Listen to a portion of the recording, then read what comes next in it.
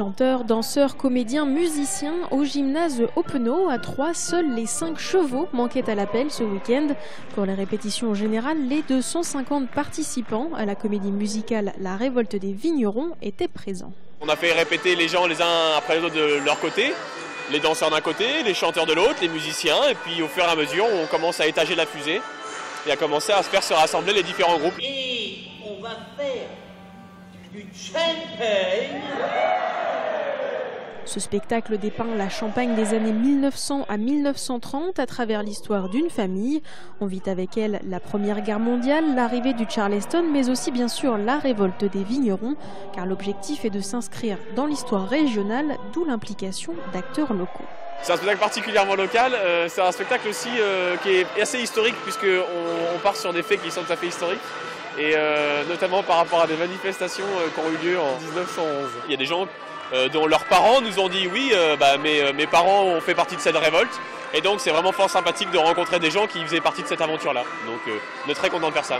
Arnaud Rollin incarne l'un des héros. Pour lui, jouer dans cette fresque historique est une expérience incroyable par l'envergure du spectacle, mais pas seulement.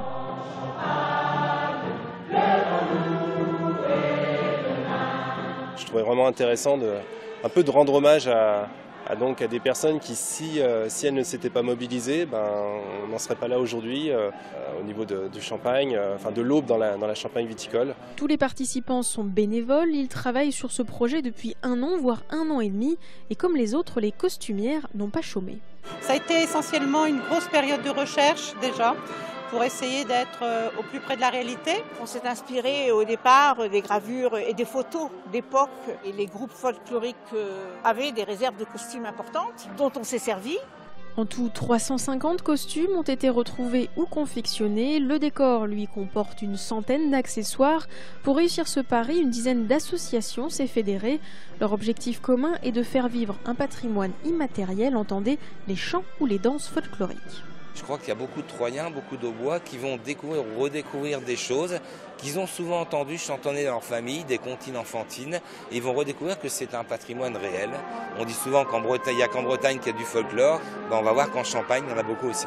Et le folklore ne va pas à l'encontre de la modernité. Sur scène, un écran géant complétera le décor.